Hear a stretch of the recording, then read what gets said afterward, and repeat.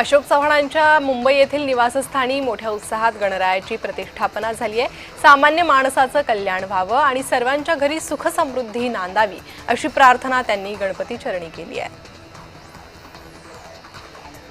बाप्पाच्या आगमनानंतरही हिंगोली बाजारपेठेत गर्दी पाहायला मिळाली। पूजेच्या साहित्यासह इतर वस्तू खरेदी करण्यासाठी ग्राहकांनी बाजारपेठेत गर्दी केली।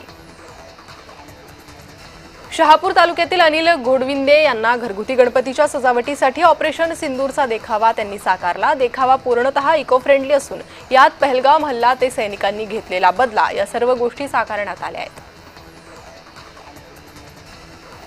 वाडा तालुक्यातील युवक हर्षल पाटील यांनी घरच्या बाप्पासाठी साकारलेला ऑपरेशन सिंदूर थीमवर आधारित देखावा कौतुकाचा विषय ठरतोय। पहलगाम इथे झालेला दहशतवादी हल्ला आणि ऑपरेशन सिंदूरवर आधारित या देखाव्यात भारतीय सैन्याचं शौर्य, बलिदान आणि देशभक्तीचं दर्शन घडवण्यात आलंय।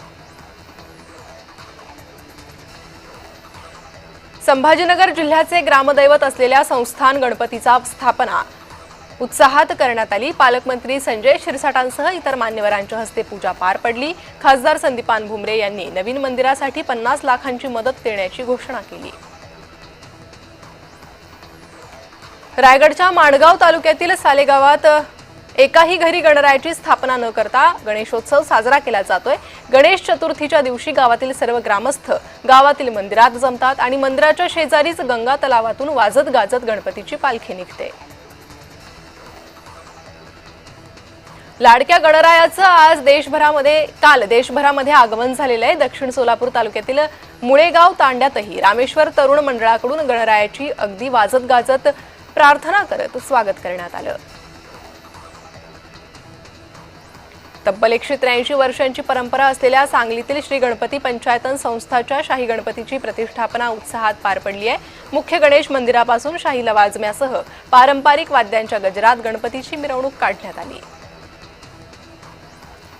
नाशिकच्या पहिल्या मानाच्या गणपतीची मिरवणूक उत्साहात पार पडली। ढोल ताशांच्या गजरात चांदीचा मानाचा गणपती मिरवणुकीत नाशिककरांनी उत्साहात भाग घेतला। कोल्हापुरातही बाप्पाचं जल्लोषात स्वागत करण्यात आलं। पारंपरिक वाद्य आणि बाप्पा मोरयाच्या जयघोषात विधिवत पूजा करून लाडक्या बाप्पाची प्राणप्रतिष्ठा करण्यात आली। कोकणात पारंपरिक पद्धतीनं ढोल ताशांच्या गजरात घराघरात बाप्पाचं आगमन झालं। रत्नागिरीतील मारुती आळीमधील शिंदे परिवार दरवर्षी लाकडाच्या मखरातून गणपती आणण्याची परंपरा वर्षानुवर्ष जपतोय।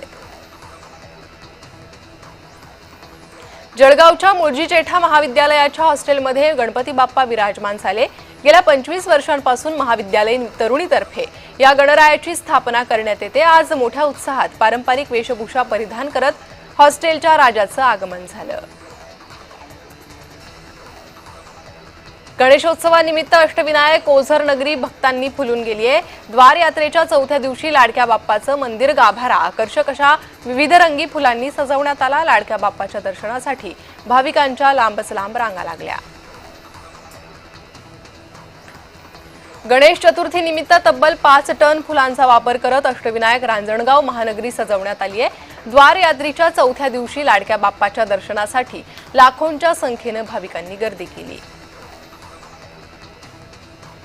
बीड जिल्ह्यात यंदा लालबागच्या राजासह दगडूशेठ हलवाई आणि बालगणेशाच्या मूर्तींचा ट्रेंड दिसून आलाय। तर लाडक्या बाप्पाच्या आगमनावेळी पावसानं हजेरी लावली। पावसातही बाप्पाच्या आगमनाचा उत्साह पाहायला मिळाला।